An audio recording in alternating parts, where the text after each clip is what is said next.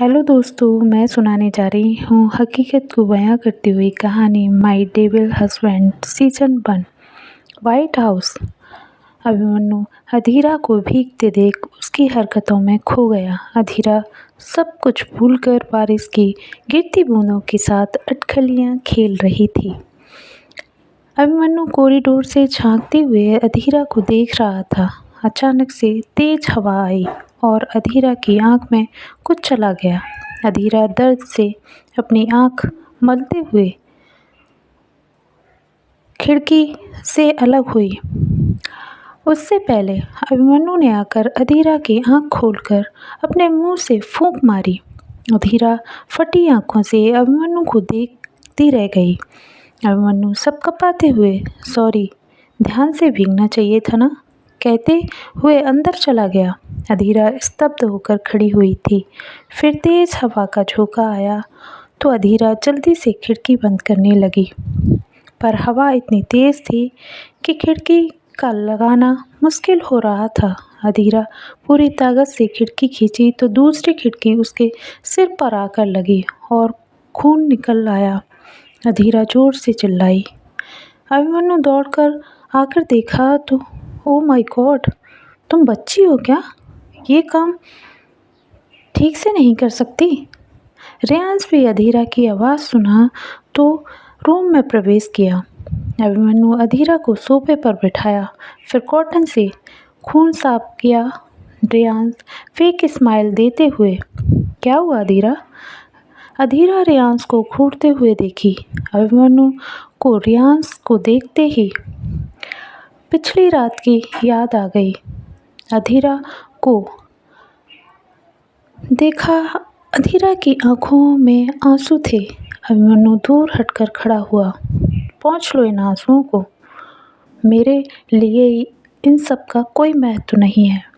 और हाँ, ज़्यादा इधर उधर भटकने की कोशिश की ना तो तुम्हारी आवाज़ इस चार दीवारी में कैद हो जाएगी और फिर किसी को पता भी नहीं चलेगा, समझी तुम? कॉटन मुंह पर फेंक कर बाहर चला गया। ड्रामेबाज लड़की कहीं की। अधीरा सब कपाते हुए अभिमन्यु की तरफ देखी। एक सेकंड में ऐसा क्या हुआ अबीर जी को? फिर अपने सिर से खून साफ की। अभिमन्यु अपने रूम में आ चुका था। रेयांश भूत बनकर अधीरा के पास खड़ा हुआ था। अधीरा घूरते हुए देखी, मन ही मन बड़बड़ाई, सब इस रेयांश सिंघानिया की बदौलत हो रहा है। रेयांश अपने कदम अधीरा की तरफ बढ़ाया। अधीरा सख्ती से पेश आते हुए वो खड़ी हुई। खबरदार जो एक कदम भी मेरी तरफ बढ़ाया तो। अधीरा का दूसरा रूप देखकर रेयांश ने अपने कदमों को रोक लिया। अधीरा सोफे से उठकर खड़ी हुई और रेयांश को तिरछी नज़रों से देखती हुई रूम के बाहर चली आई। अभिमन्यु अपने होशो हवास में नहीं था, गुस्से से खून खौल रहा था। सामान इधर से उधर उठाकर फेंका। जैसे तुमने मेरे इमोशन के साथ खेला है ना अधीरा सिंघानिया, ऐसे मैं भी तुम्हारे साथ बहुत जल्द तुम्हें सबक सिखाऊंगा। अभिमन्यु ने इतनी मेहनत की है, वो जिस चीज़ पर हाथ रखता है वो उसकी हो जाती है, फिर चाहे कोई इंसान भी क्यों न हो। अभिमन्यु गुस्से से तिलमिला रहा था। उसका क्रोध उसे जलाए दे रहा था। तभी अधीरा रूम में आकर खड़ी हुई। वीर जी, आप एक बार हमारी बात तो सुनिए ना, फिर आपका जो भी फैसला होगा मुझे मंजूर होगा। अभिमन्यु अधीरा को तिरछी नज़रों से देखा। प्लीज़ ये आंसू मत बहाओ, मुझे तुम्हारे आंसुओं से कोई फ़र्क नहीं पड़ता। अपनी बात ख़त्म करो और दफ़ा हो जाओ यहाँ से। और खबरदार जो मेरे रूम में बिना नॉक किए आई तो। अधीरा छोटे बच्चे की तरह से सकते हुए बोली, हमारी कोई भी गलती नहीं है वीर जी, आपका ये दोस्त मुझे बदनाम करना चाहता है। अभिमन्यु अपना एक हाथ ऊपर की ओर उठाते हुए बोला, बस अधीरा बस। फिर अधीरा के करीब आकर उसका मुंह मसोसते हुए, कितने झूठ बोलोगी तुम? फिर एक झटके से अलग किया। तुम जैसी लड़कियां अपनी गिरी हुई हरकतों से कभी बाज नहीं आती। माना कि क्यारा गोइंका झूठ बोलती है, मेरे पैसों पर मरती है, ऐशो आराम की ज़िंदगी जीना चाहती है, मगर हर जगह तुम्हारी तरह भटकती नहीं है।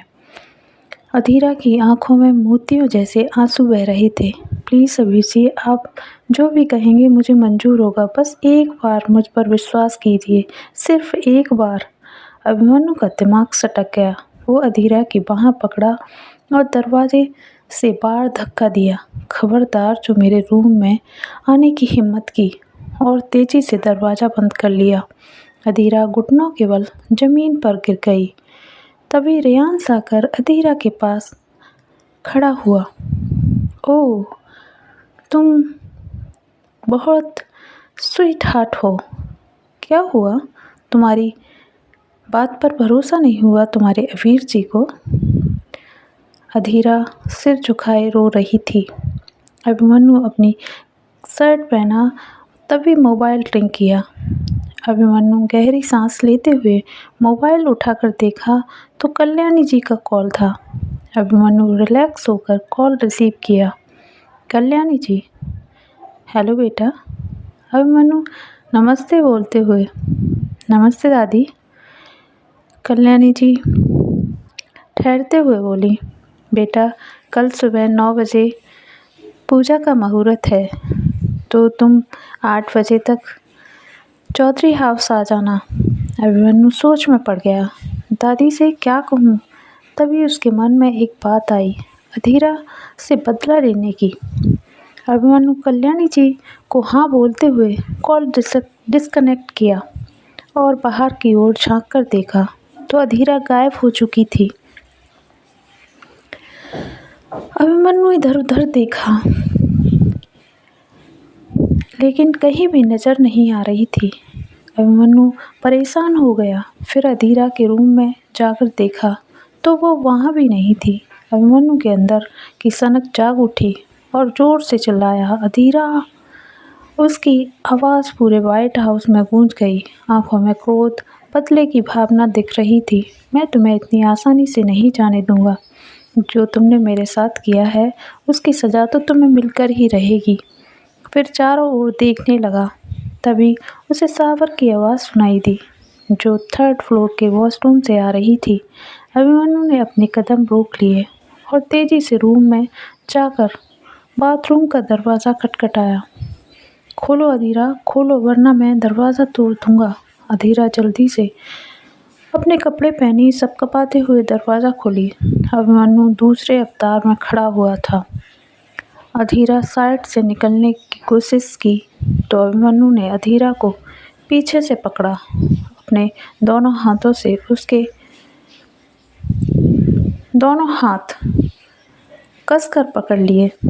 तुम्हारे लिए सरप्राइज प्लान किया है, डेविल स्माइल देते हुए। देखना चाहोगी? अपना गाल अधीरा के पास ले जाते हुए। अधीरा कांप रही थी। प्लीज़ अबीर जी, मुझे जाने दीजिए।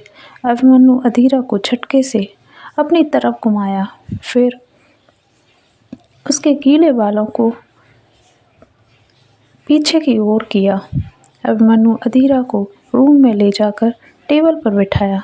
अधीरा का पूरा शरीर थर-थर कांप रहा था। तभी अभिमन्यु ने कांच का गिलास उठाया, उसमें बिस्किट डालते हुए मुस्कुराया। बहुत शौक है ना तुम्हें हर किसी के साथ खेलने का? आज मैं तुम्हारे साथ खेलता हूँ। अधीरा बड़ी आंखों से गिलास की तरफ देखी। आज फिर से उस अर्नब रायजादा की याद आने लगी। अधीरा की आंखों में मोटे मोटे आंसू बहने लगे। तभी अभिमन्यु, इन आंसुओं का मेरी इस दुनिया में कोई भी मोल नहीं है, और गिलास से मुंह लगा दिया। अधीरा झटपटाते हुए अपना मुंह इधर उधर की तो अभिमन्यु ने गिलास को जबरदस्ती उसके मुंह से टेकते हुए, पियो, तुम्हारी यही सज़ा है। अधीरा की आंखें फटी रह गईं। अधीरा विस्की पीते हुए नशे में चूर होने लगी। अभिमन्यु, क्या हुआ? अधीरा मुस्कराते हुए बोली, तुम और अर्नब रायजादा दोनों एक जैसे हो, दोनों में कोई भी फर्क नहीं है।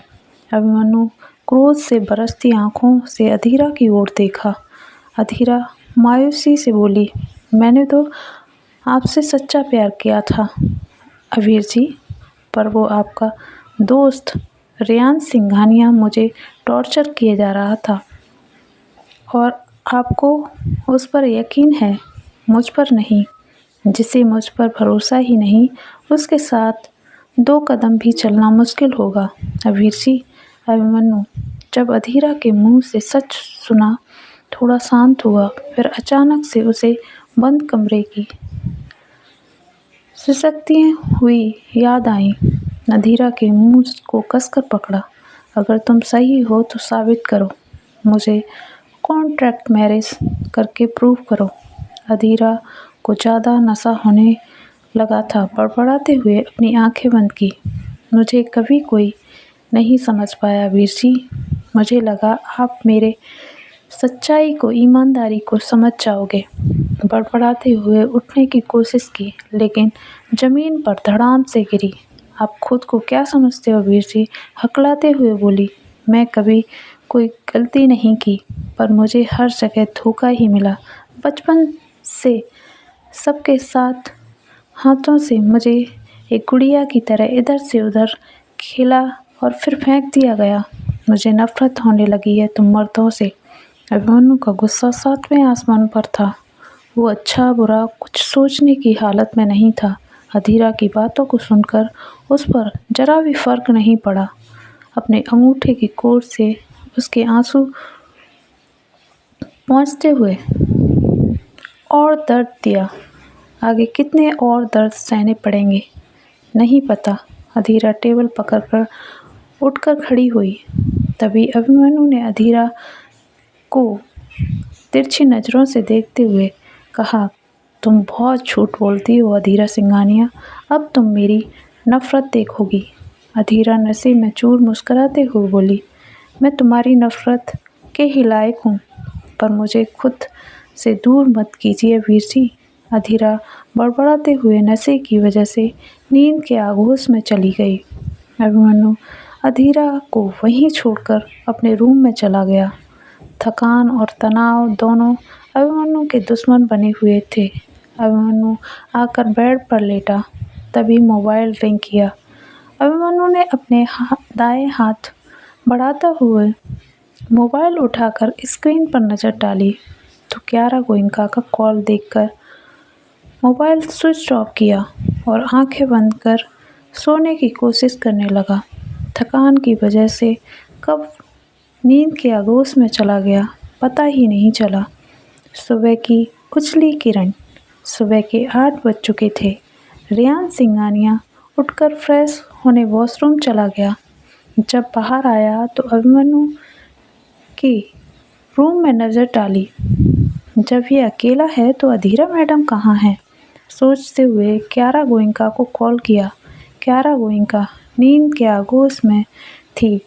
मोबाइल रिंग किया तो थोड़ी सी कसमसाई, फिर करवट बदल चैन से सो गई। रियांश ये कभी वक्त पर कॉल क्यों नहीं उठाती? फ़ोन को साइड में रखते हुए बोला। फिर अपनी नज़रें चारों ओर घुमाया। अधीरा कहाँ चली गई? कहीं दिखाई क्यों नहीं दे रही? 3rd फ्लोर पर होगी, जाकर देखता हूँ। रियांश का अधीरा के रूम में एंटर करना और अभिमन्यु की नींद से जागना, क्या फिर से कुछ ऐसा होगा कि अभिमन्यु देखकर रह जाएगा हैरान? जानने के लिए सुनते रहिए अगले पार्ट में। अगर ये पार्ट आप लोगों को कैसा लगा प्लीज़ कमेंट में ज़रूर बताइए। लाइक कीजिए, कमेंट कीजिए, चैनल को सब्सक्राइब कीजिए। धन्यवाद।